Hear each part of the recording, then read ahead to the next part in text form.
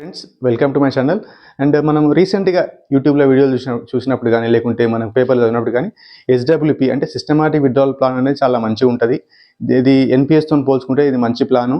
కాబట్టి మనం మ్యూచువల్ ఫండ్లో ఇన్వెస్ట్మెంట్ చేస్తే బాగుంటుందని చెప్తున్నారు ఫ్రెండ్స్. అసలు ఎన్పిఎస్ అంటే నేషనల్ పెన్షన్ సిస్టమ్లో ఏంటంటే మనము జమ చేసిన అమౌంట్ అనేది కొంత కాలం తర్వాత మనకు రిటర్న్ వచ్చి మంచి కార్బన్ జమ అవుతుంది. అలా మంచి కార్బన్ జమ అయినప్పుడు అందులో మనం ట్యాక్స్ ఫ్రీ కాంపోనెంట్ 60% తీసుకుంటాము అండ్ రిమైనింగ్ 40% అనేది మనం అన్యుటీ బై చేయాలి. కాబట్టి అసలు ఈరోజు మ్యూచువల్ ఫండ్స్ అంటే ఏంటివి, అంటే ఎస్డబ్ల్యూవి ప్లాన్ ఏ విధంగా వర్కౌట్ అవుతుంది, నేషనల్ పెన్షన్ సిస్టమ్ అంటే ఎన్పిఎస్ అనేది ఏ విధంగా వర్కౌట్ అవుతుంది ఒక డీటెయిల్గా చెప్తాను ఫ్రెండ్స్. ఈ వీడియో మీరు చూస్తే మాత్రం మీకు ఒక కంప్లీట్గా ఐడియా వస్తుంది. అంటే మనకు ఏది బెటరు, మనకు ఒకవేళ లాంగ్ టర్మ్ మనం రిటైర్మెంట్ ప్లాన్ కోసం అనేది చెప్తాను ఫ్రెండ్స్. ఇందులో వచ్చేసి ఒకటి ఫ్రెండ్స్, మీరు మంచిగా వినండి. ఇది వీడియో ఒక 2 times ఇస్తే మాత్రం మీకు కంప్లీట్ ఒక ఐడియా వస్తుంది ఫ్రెండ్స్. అంటే మ్యూచువల్ ఫండ్స్ అంటే ఏంటివి, అసలు ట్యాక్స్ ఏ విధంగా ఉంటుంది, అండ్ ఎస్డబ్ల్యూపీ అంటే సిస్టమాటిక్ విత్డ్రావల్ ప్లాన్. ఇది ఏంటంటే మనకు పెన్షన్ ప్లాన్ లాగా మనకు మంత్లీ ఖర్చుల కోసం ఎవ్రీ మంత్ తీసుకోవచ్చు. అండ్ ఎన్పిఎస్ అంటే national pension system. And investment choice, మనం ఏంటంటే ఇది కూడా సేమ్ షేర్ మార్కెట్ ఇన్వెస్ట్మెంట్ చేస్తుంది. కానీ ఏంటంటే ఇందులో షేర్ మార్కెట్ ఇన్వెస్ట్మెంట్ చేసినప్పుడు ఈక్విటీ ఉంటుంది, అండ్ కార్పొరేట్ బాండ్స్ ఉంటుంది, అండ్ గవర్నమెంట్ సెక్యూరిటీస్ ఉంటుంది. అందులో auto choice, active choice. And retirement corpus, ఒకవేళ మన రిటైర్మెంట్ కార్పస్ జమ అయిన తర్వాత మనకు 6 years తర్వాత మనం తీసుకోవాలనుకుంటే అది ఎంత రావచ్చు, మనకు పెన్షన్ ఏ విధంగా వస్తుందని అది కూడా చెప్తాం ఫ్రెండ్స్. అండ్ కేస్ స్టడీ చెప్తాం ఫ్రెండ్స్. అంటే ఎన్పిఎస్ అంటే నేషనల్ పెన్షన్ సిస్టమ్ ద్వారా మనకి ఎంత కార్పస్ జమ అవుతుంది, దానివల్ల మనకి ఎంత పెన్షన్ వస్తుంది. అండ్ మ్యూచువల్ ఫండ్స్, ఒకవేళ మనం మ్యూచువల్ ఫండ్లో ఇన్వెస్ట్మెంట్ చేస్తే ఆ మ్యూచువల్ ఫండ్ ద్వారా మనకు ఎంత కార్పస్ జమ అవుతుంది, క్రియేట్ అవుతుంది. ఆ క్రియేట్ అయినప్పుడు దాని నుంచి మనము ఎస్డబ్ల్యూపీ తీసుకుంటే, అంటే సిస్టమాటిక్ విత్డ్రావల్ ప్లాన్ తీసుకుంటే మనకి ఎంత రావచ్చు ఎక్స్పెక్టెడ్ అమౌంట్. అండ్ రిస్క్ ఏంటి ఫ్రెండ్స్, అంటే మనం మ్యూచువల్ ఫండ్లో కానీ ఎన్పిఎస్లో కానీ ఇవేంటంటే షేర్ మార్కెట్లో ఇన్వెస్ట్మెంట్ చేస్తారు. కాబట్టి మనము ఇది గవర్నమెంట్ పాలసీలో ఒకవేళ చేంజ్ అయినప్పుడు వాటిపైన ట్యాక్స్ కాంపోనెంట్ కానీ లేకుంటే ఎన్పిఎస్లో అయితే మనకు విత్డ్రావల్ కాంపోనెంట్ కానీ చేంజ్ అయ్యే అవకాశం ఉంటుంది friends. And final conclusion friends ఏంటంటే నేను చెప్తాను అసలు ఏది మంచిగా ఉంటుంది, లాంగ్ టర్మ్లో ఏది బెస్ట్ అని చెప్తాను friends. First mutual funds friends. Mutual fund అంటే ఒకవేళ మనకు షేర్ మార్కెట్ గురించి ఐడియా ఉంది కానీ మన దగ్గర టైం లేదు, కాబట్టి మనం డైరెక్ట్గా మనం మ్యూచువల్ ఫండ్లో ఇన్వెస్ట్మెంట్ చేసుకోవచ్చు.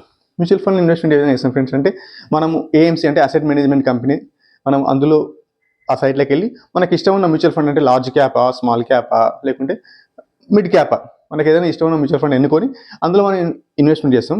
అందులో ఇన్వెస్ట్మెంట్ చేసినప్పుడు అందులో మనం ఇచ్చిన అమౌంట్ అనేది ఒక ఫండ్ మేనేజర్ అమౌంట్ తీసుకెళ్ళి అతను షేర్ మార్కెట్లో ఇన్వెస్ట్మెంట్ చేసి ఆ షేర్ మార్కెట్లో నుంచి తీసుకొచ్చిన షేర్లు అనేది అతని ట్రస్టీ అకౌంట్లో క్రియేట్ అవుతుంది.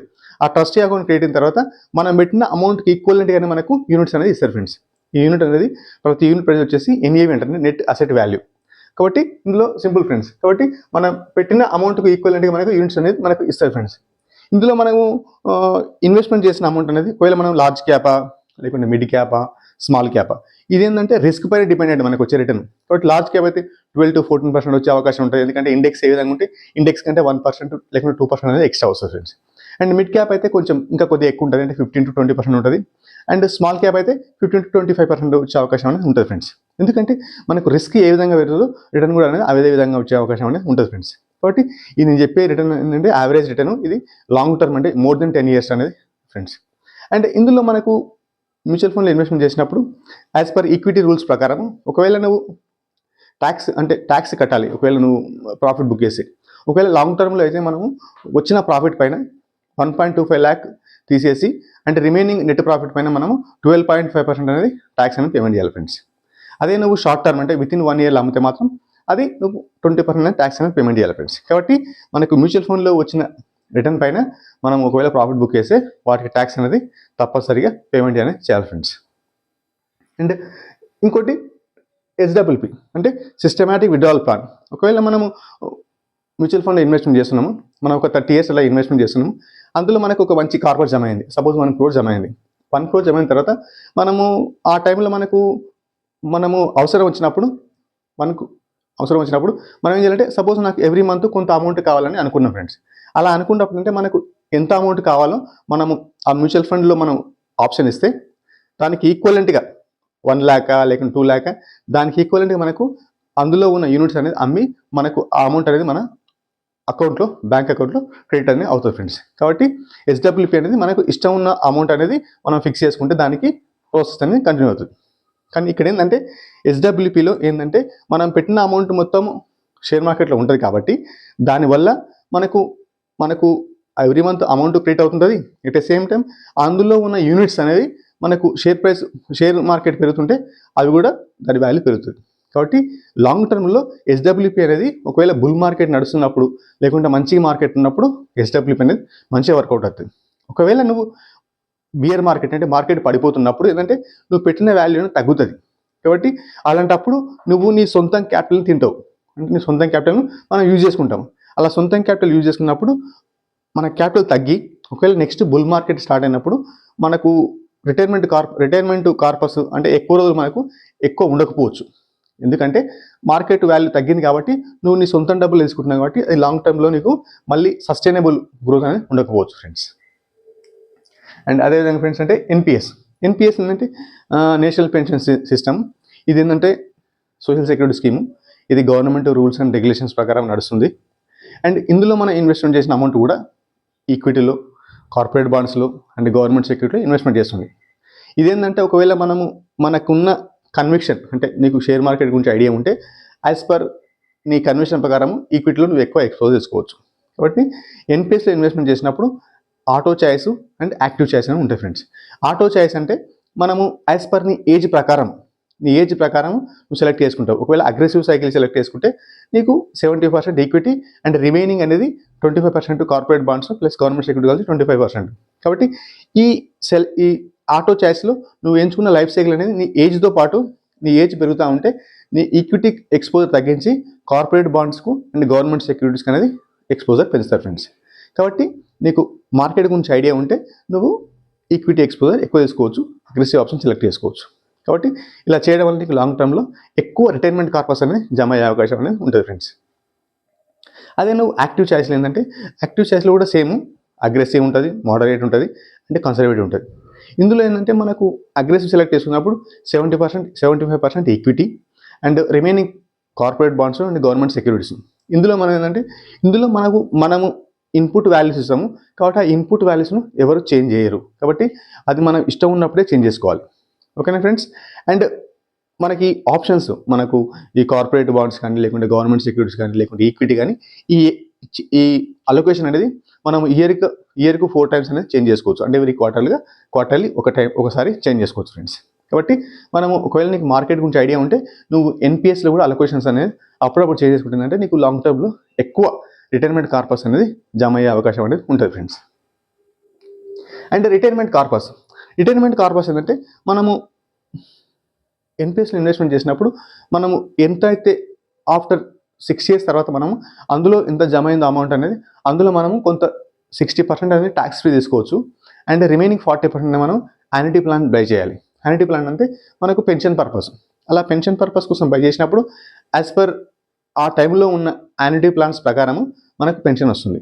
కాబట్టి యాన్యుటీ ప్లాన్స్ అంటే ఏంటివి, అసలు యాన్యుటీ ప్లాన్స్ ఏవి సెలెక్ట్ చేసుకోవాలి, ఏది సెలెక్ట్ చేస్తే మనకి బెనిఫిషియల్ అనేది నేను ఒక పూర్తిగా డీటెయిల్గా వీడియో చేశాను ఫ్రెండ్స్. ఆ వీడియోకి లింక్ను డిస్క్రిప్షన్లో పిన్ చేస్తాను, మీరు చూడండి ఫ్రెండ్స్. కాబట్టి యాన్యుటీ ప్లాన్ మనం సెలెక్ట్ చేసుకున్నప్పుడు మనకు ఎవ్రీ మంత్ పెన్షన్ అనేది వస్తుంది ఫ్రెండ్స్. అండ్ రిమైనింగ్ 60% అనేది నీకు అమౌంట్ వస్తుంది. కాబట్టి నీ అమౌంట్ దాన్ని బట్టి నువ్వు నీ ఫ్యూచర్ పర్పస్ కానీ లేకుంటే ఏమైనా అవసరం ఉంటే యూజ్ చేసుకోవచ్చు ఫ్రెండ్స్. అండ్ నెక్స్ట్ చెప్తాను ఏంటంటే కేస్ స్టడీ. ఈ కేస్ స్టడీలో నేను ఒకటి చెప్తాను ఫ్రెండ్స్. అంటే ఎన్పిఎస్లో నువ్వు ఒకవేళ సేమ్ ఎన్పిఎస్లో కానీ మ్యూచువల్ ఫండ్లు సేమ్ ఈక్వలెంట్ అమౌంట్ ఒకవేళ నువ్వు ఇన్వెస్ట్మెంట్ చేసుకుంటే ఎందులో ఎక్కువ బెస్ట్ రిటైర్మెంట్ కార్పస్ అనే అవకాశం అనేది చెప్తా ఫ్రెండ్స్. కేస్ స్టడీ అయితే ఫ్రెండ్స్, ఈ కేస్ స్టడీ చెప్పే కంటే ముందు కొన్ని అజంప్షన్స్ చెప్తా ఫ్రెండ్స్. ఒకవేళ మనం ఏంటంటే ఈక్విటీ మార్కెట్లో ఇన్వెస్ట్మెంట్ చేస్తున్నప్పుడు మనకు కొన్ని ఈక్విటీ ట్యాక్స్ రూల్స్ కానీ లేకుంటే ఏ విధంగా చేంజ్ అవుతుందని తెలుసుకోవాలి, మనకు ఐడియా ఉండాలి ఫ్రెండ్స్. ఇందులో ఏంటంటే మనకు షేర్ మార్కెట్లో ఇన్వెస్ట్మెంట్ చేసినప్పుడు 2018 కంటే ముందు మనకు long term capital gain tax అనేది లేదు ఫ్రెండ్స్. కానీ 2018 తర్వాత గవర్నమెంట్ ఇంట్రడ్యూస్ చేసింది long term capital gain tax 10% and short term capital gain tax 15% అనేది ఇంట్రడ్యూస్ చేసింది ఫ్రెండ్స్. ఇలా ఇంట్రడ్యూస్ చేయడం వల్ల ఏంటంటే మనకు మనకు నెట్ ప్రాఫిట్ అనేది కొంచెం తగ్గే అవకాశం అనేది ఉంటుంది ఫ్రెండ్స్. అండ్ 2018లో వచ్చిన first long term capital gain tax introduce, తర్వాత 2024లో మళ్ళీ దాన్ని 10 నుంచి 12.5% అని చేసింది ఫ్రెండ్స్. అంటే మనకి ఎంత ఆల్మోస్ట్ లైక్ 25% అనేది పెంచారు. ఇలా పెంచడం వల్ల ఏమవుతుందంటే మనకు ప్రాఫిట్ అనేది నెట్ ప్రాఫిట్ అనేది తగ్గుతుంది. ఇలా కావడం వల్ల నేనేమనుకున్న ఫ్రెండ్స్ అంటే ఇందులో అజంప్షన్స్ ఏంటంటే మనకు ఎవ్రీ 6 ఇయర్స్కి ఒకవేళ మనకు 25% పెంచితే మనకు ఒక 30 ఇయర్స్ తర్వాత మనకి ఎంత ఉంటుంది ఫ్రెండ్స్ అంటే మనకు ట్యాక్స్ వచ్చేసి ఆల్మోస్ట్ లైక్ 30% వచ్చే అవకాశం అనేది ఉంటుంది ఫ్రెండ్స్. అండ్ మనకు ఎగ్జామ్టబుల్ అమౌంట్ లాంగ్ టర్మ్లో ఎగ్జామ్టబుల్ అమౌంట్ అనేది అది కూడా సేమ్ నేను 25% ఫర్ 6 ఇయర్స్కు పెంచుతారని అనుకున్నాను ఫ్రెండ్స్. అలా అనుకోవడం వల్ల ఏంటంటే మనకు ఎగ్జామ్టబుల్ అమౌంట్ అనేది మనకు ఆఫ్టర్ ఒక 24 ఇయర్స్ తర్వాత మనకు ఒక 3 lakhs వరకు ఎగ్జామ్టబుల్ అమౌంట్ అనేది ఉంటుంది ఫ్రెండ్స్. అండ్ ఇది ఏంటంటే నా అజంప్షన్స్ ఫ్రెండ్స్. అండ్ ఎన్పిఎస్లో ఒకవేళ మనం యావరేజ్గా మనకు లార్జ్ క్యాప్లో ఆల్మోస్ట్ లైక్ 12% వస్తుందని అనుకున్నాను ఫ్రెండ్స్. ఈ 12% అనేది మనం మ్యూచువల్ ఫండ్లో పెడితే మనకు వస్తుందని నేను అజ్యూమ్ చేసుకున్నాను. అండ్ ఎన్పిఎస్లో ఏంటంటే మనకు 75% మనము అగ్రెసివ్ సెలెక్ట్ చేసుకున్నప్పుడు 75% ఈక్విటీలో ఉంటుంది కాబట్టి మనకి ఏంటంటే అట్లీస్ట్ ఒక 1% తక్కువ ఉంటుందని అజంప్షన్ చేసుకున్నాను ఫ్రెండ్స్. అంటే ఎన్పిఎస్లో 11% అండ్ మ్యూచువల్ ఫండ్లో 12% అని అజ్యూమ్ చేసుకున్నాను ఫ్రెండ్స్. ఈ రిటర్న్ అనేది depends upon the market conditions. ఇది ఏంటంటే మనకు యావరేజ్గా వస్తుంది, ఇది ఎవ్రీ ఇయర్ రాదు. యావరేజ్ ఏంటంటే మనకు ఒక 15 years 30 years అనుకుంటే మనం యావరేజ్గా ఈ చెప్పిన రిటర్న్ అనేది అప్లికబుల్ అవుతుంది ఫ్రెండ్స్. ఇప్పుడు ఏంటి ఫ్రెండ్స్ అంటే మనం ఒకవేళ మ్యూచువల్ ఫండ్లో అండ్ ఎన్పిఎస్లో ఒకవేళ మనం మ్యూచువల్ ఫండ్లో ఎవ్రీ మంత్ ఒక 5,000 రూపీస్ ఇన్వెస్ట్మెంట్ చేస్తే అండ్ ఒకవేళ నువ్వు ఎక్కువ కార్పస్ జమ చేసుకోవాలంటే నువ్వు దాన్ని స్టెప్ అప్ ఎస్ఐపి చేసుకోవాలంటే ఎవ్రీ ఇయర్ ఒక 5% పెంచినాం అనుకుందాం ఫ్రెండ్స్. అలా అనుకుంటే ఏంటంటే ఇప్పుడు చెప్తా ఫ్రెండ్స్ క్యాలిక్యులేషన్స్.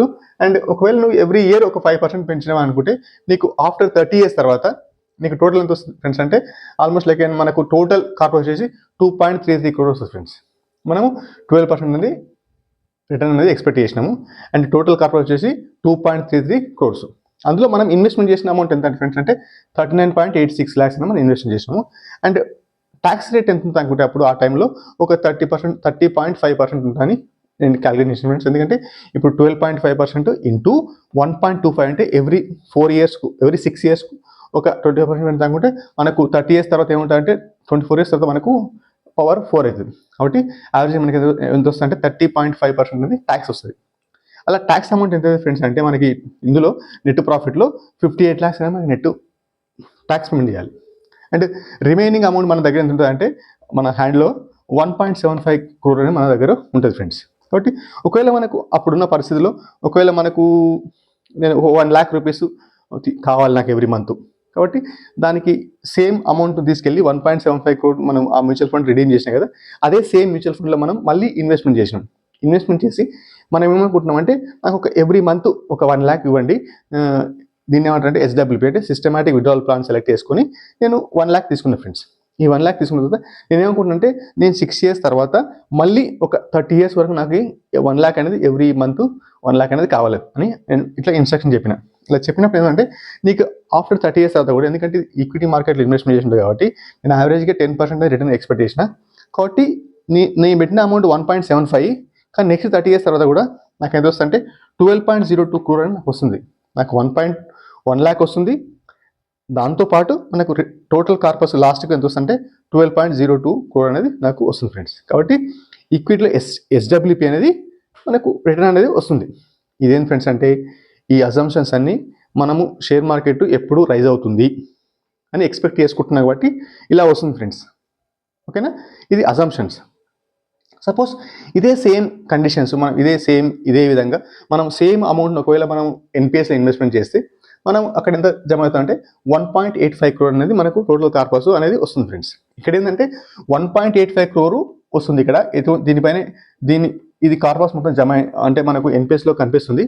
అదే నువ్వు ట్యాక్స్ తీసిన తర్వాత 1.75 crore ఇక్కడ మ్యూచువల్ ఫండ్ కనిపిస్తుంది. అంటే మనకి ఇక్కడ ఏంది క్యాచీ అంటే ట్యాక్స్ కాంపోనెంట్ చాలా హ్యూజ్గా వెళ్ళే అవకాశం అనేది ఉంటుంది ఫ్రెండ్స్. కాబట్టి ఇక్కడ మ్యూచువల్ ఫండ్లో వచ్చే రిటర్న్ అనేది మనకు ట్యాక్స్ కాంపోనెంట్ మీద డిపెండ్ అవుతుంది. ట్యాక్స్ కాంపోనెంట్ ఎక్కువ ఉంటే మనకు మ్యూచువల్ ఫండ్లో చేతికి వచ్చే అమౌంట్ చాలా తక్కువ ఉంటుంది. అండ్ ఎన్పిఎస్లో ఏముంటుందంటే 1.85 crore వస్తుంది.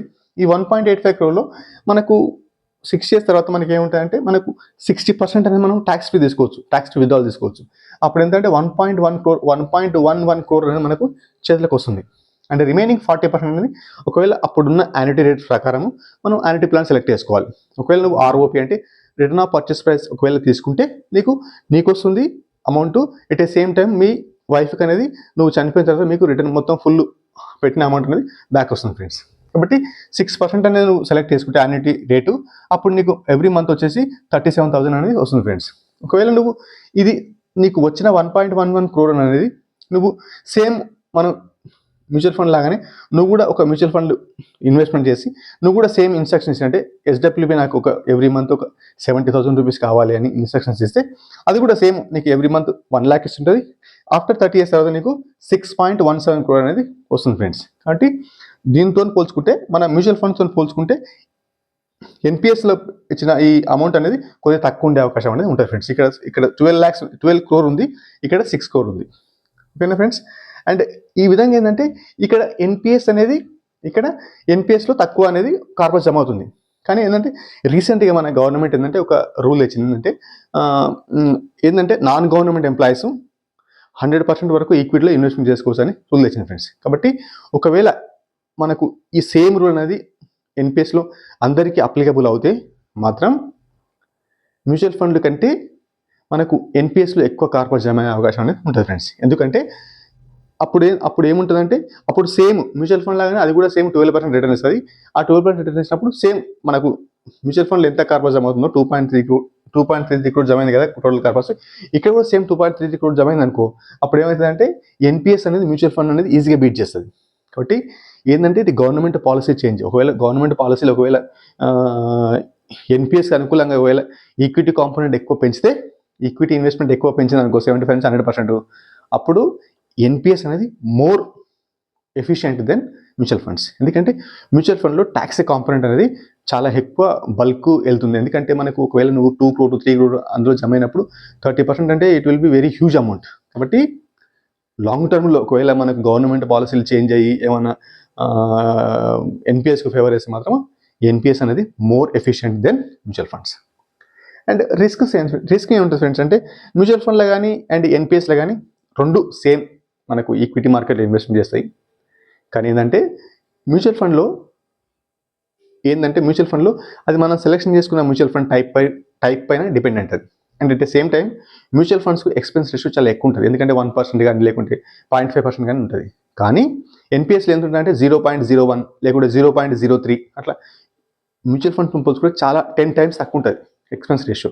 కాబట్టి లాంగ్ రన్లో ఒకవేళ మనకు ఎన్పిఎస్ అనేది ఒకవేళ గవర్నమెంట్ రూల్స్ చేంజ్ చేస్తే మాత్రము ఈక్విటీ ఇన్వెస్ట్మెంట్ ఎక్కువ అలొకేట్ చేస్తే మాత్రము ఎన్పిఎస్ అనేది మ్యూచువల్ ఫండ్ను ఈజీగా బీట్ చేస్తుంది ఫ్రెండ్స్. అండ్ మ్యూచువల్ ఫండ్ లేదంటే సింపుల్గా ట్యాక్స్ కాంపోనెంట్ అనేది చాలా చాలా ఇంపార్టెంట్ ఎన్పిఎస్లో అండ్ మ్యూచువల్ ఫండ్లో. ఎన్పిఎస్లో ఏంటంటే మనకు ట్యాక్స్ ఫ్రీ విత్డ్రావల్ అనేది 60% ఉంది. ఒకవేళ దాన్ని ఒకవేళ వాళ్ళు పెంచారు అనుకో, సపోజ్ 80% కానీ లేకపోతే 100% చేసిన అనుకో, 100% చేయకపోవచ్చు. ఎందుకంటే ఇది గవర్నమెంట్ స్కీమ్ కాబట్టి, ఇది రిటైర్మెంట్ పర్పస్ కాబట్టి మనకు ఒకవేళ ఈక్విటీ కాంపోనెంట్ ఎక్కువ వేస్తే ఎక్కువ కార్పస్ అనేది ఎన్పిఎస్లో క్రియేట్ అయ్యే అవకాశం అనేది ఉంటుంది ఫ్రెండ్స్. కాబట్టి నా కన్క్లూజన్ ఏంటంటే ఎన్పిఎస్ అనేది మ్యూచువల్ ఫండ్ పోల్చుకుంటే ఎక్కువ రిటైర్మెంట్ కార్పస్ జమ అయ్యే అవకాశం అనేది ఉంటుంది ఫ్రెండ్స్. ఇది గవర్నమెంట్ పాలసీలు చేంజ్ చేస్తే మాత్రం ఎన్పిఎస్ అనేది more efficient than mutual funds. ఓకేనా ఫ్రెండ్స్. అండ్ మీరు ఇంతవరకు వీడియో చూసినట్టయితే లైక్ చేయండి ఫ్రెండ్స్. ఈ కాన్సెప్ట్ మీకు మంచి అంశం మాత్రం మీ ఫ్రెండ్స్కి షేర్ చేయండి. అండ్ నేను ఇలాంటి financial awareness videos every week ఒకటి రిలీజ్ చేస్తాను ఫ్రెండ్స్. కాబట్టి నా ఛానల్ సబ్స్క్రైబ్ చేసుకోండి. And thank you very much friends. Thank you very much for your time.